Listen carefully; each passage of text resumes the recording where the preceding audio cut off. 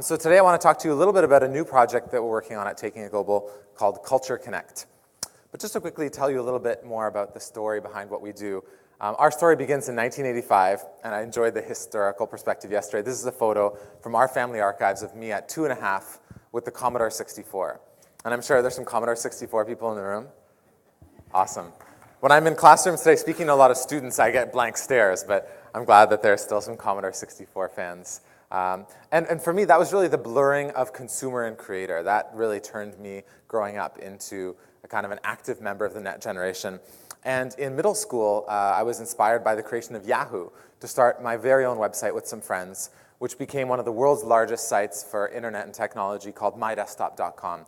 It was myself at 16, my business partner from Australia, who I met in a chat room at 18, and another kind of business expert who was 19, running it with a virtual team of about 30. And we ended up having to sell the company in 1999 because we were having a little bit of trouble convincing venture capitalists to take us seriously. I was in high school getting half a day of credits every 2 days.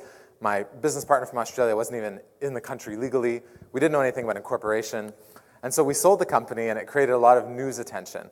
I was invited to be on a show called Oprah, which I knew nothing about, and apparently a lot of people around the world watch. And I was also named by Teen People that year as one of the 20 teens that will change the world, along with Beyonce and a few others. And I was the only one outside the United States, so I had really the whole world to represent. And so I started to think about how was I really going to change the world? How was I going to use my technology skills to create some kind of social good and social benefit and impact to change the world? And so along with a friend of mine named Jennifer, who some of you might have met yesterday at the Idea Lab, my co-founder and executive director, we were at a conference kind of brainstorming about the future of education, of libraries, of spaces that engage young people. And we realized that there are a lot of these physical spaces around the world, but as they're getting connected with technology, there was really a lack of an online community and context to bring them together. So we came up in 1999 with this kind of ambitious vision of creating an organization called Taking It Global, or Taking IT Global, that would provide this kind of online network for the net generation to share their ideas and create positive change. We talk about it today as a social network for social good with the tagline of inspire, inform, and involve. So really trying to help young people get along this pathway from learning to action to creating local change. And as part of that work, we have this kind of broad mission of empowering young people to understand and act on the world's greatest challenges. And in the last 12 years, we've managed to engage over 40 million young people as visitors in 13 languages. The site was crowdsourced in 2004. We built a crowdsourcing platform so people could translate the site into any language. We have over 25,000 nonprofits that use our site to promote opportunities to youth, over 39,000 submissions to our global gallery, and almost 4,000 schools now in 140 countries that are using some of the tools and resources that I could spend an hour talking about in the classroom to bring global citizenship, student voice, and environmental stewardship into their classrooms. And so in terms of the impact, how does the engagement in these kind of online tools and activities change the offline behavior of the young people and students? We've been working on a study of the last 7 years to really try to better understand that. What we found is that 2/3, 66%, of the young people on our site have increased their volunteer activity. 82% are talking more with their friends, with their families, with their peers about both local and global issues. So a lot of people say, this generation doesn't care about the news. I think they do. We just have to make the content compelling to them. And 89% talk about an increase in their cultural awareness, obviously being part of this global community with people from countries and places they might never even heard of before helps with that, whereas social networks like Facebook or MySpace were more about connecting with their existing friends. So one of the big challenges that we try to focus on addressing is the challenge of understanding. And the latest data on this is provided by a group called World Savvy that in late 2012 did a study of students that had graduated high school in the United States. They found that 72% of them didn't know where Afghanistan was located.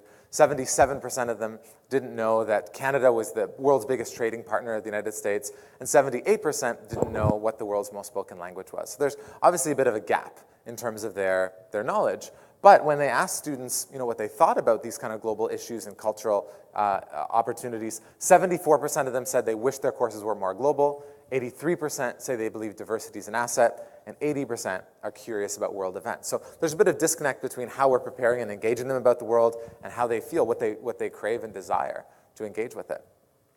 And so for us, this is a photo from one of our members in Tanzania. Our goal over the past decade has really been trying to create virtual online learning experiences that bring the world closer together, that create intercultural dialogue and exchange and understanding that eventually leads to action on some of the world's greatest challenges, the Millennium Development Goals. We've been able to do that through the Global Gallery, which in 2002 was inspired by a young artist who came up to us at a booth at a conference and said it'd be great if there was a way to showcase art and visual expression. And Hewlett-Packard was one of our first corporate supporters. They donated scanners and printers and digital cameras that we sent all over the world to countries and people who'd never have access to them, so that the young person in Kabul could go to Pakistan to pick up his camera and then get artists all over the country to showcase their art, or young people in South America and regions of Asia to have access to share their visual expressions with the world. So we have, as I mentioned before, close to 40,000 images from over 100 countries now in this global gallery. We have a whole new section that's just relaunched on international days. This month we have World Blood Donor Day. We just had World Environment Day. And so really trying to raise awareness about different international days that are always happening and what people can do to take action on them. We have a series of international student video conferences called Global Encounters, where several times a month we bring schools together all over the world using video conferencing and live streaming to talk about and understand global issues. And we helped to run Global Dignity Day, which was founded by the Crown Prince of Norway, to bring schools together and students, especially at the primary level, to talk about dignity and what that kind of means to them. And so for a lot of this work, we were recently one of the 5 winners of the Intercultural Innovation Award from the United Nations and BMW. That's the Secretary General of the UN there with Jennifer. It was one of the recipients.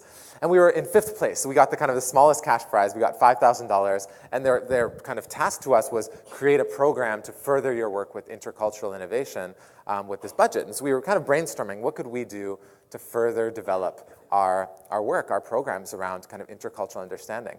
And with the rise of Instagram and Pinterest and all these online tools, especially captivating mobile devices, we thought, why don't we create a digital exchange program that would connect 8 different young people together over a 4-week period that would provide them with almost like a mobile MOOC, a very quick kind of rapid learning experiences that would expose them to these other cultures and give them some understanding of what their peers around the world felt and were dealing with in their countries. And so we designed this curriculum, a 4-week curriculum that starts with daily life, getting people to reflect on images that represent different aspects of their day-to-day life. Week 2 is their roots, talking about their worldview and where they come from and different perspectives in their country. Week 3 is our vision. What's our vision for the future? And then week 4, they have to collaborate as a group to create some kind of a graphical outcome to showcase their journey, their collective experiences, and what they've learned. And so we've been piloting this just this week. We're running our 2nd pilot round. There's an image of a young person in Uganda making chapatis, someone in Brazil making a local mate drink. One of the members in Morocco shared an image of a young girl in one of the cities that he frequents there. So really creating this kind of shared dialogue and understanding, almost putting a purpose and structure around this kind of rapid sharing that's happening on these tools like Vine and Instagram, and trying to create and cultivate learning experiences around it. Based on some of the experiences we've had, we've used our own online platform to kind of build a learning experience they can go through, they can post and comment and reflect. But we've also challenged ourselves because 58% of teens here in the United States own a smartphone. It's close to 1.5 billion globally. We had some experiences creating a native app with a recent project, and we felt like it was really going to be challenging, especially on a budget of $5,000, to create native apps for all the platforms. And so we built an HTML5 app that basically lets people use any of the social networks they're a part of or create a Taking a Global account, and then join one of these Culture Connect sessions. So right now we're on our 3rd pilot round. They can upload their images and comment and kind of engage completely virtually on their smartphone. And what we're hoping to do is to really scale this program, expand it, and really provide this kind of compelling opportunity for people to use the kind of Instagram-type social media and video sharing for structured intercultural learning experiences.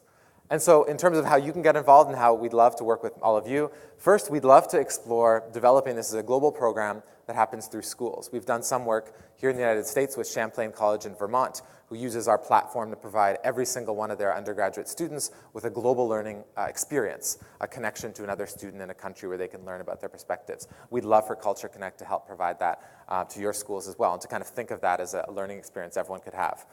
We'd love your thoughts and ideas for partnership on Twitter, and of course, we'd appreciate your votes. One of our goals, if we're awarded the fellowship or the funding, is to integrate with more social media tools like Instagram, Pinterest, and Vine, and of course, to study the outcomes, to really explore, as we've done with our online community, how this tool, Culture Connect, actually impacts their cultural awareness and dialogue and understanding of the world. Thank you.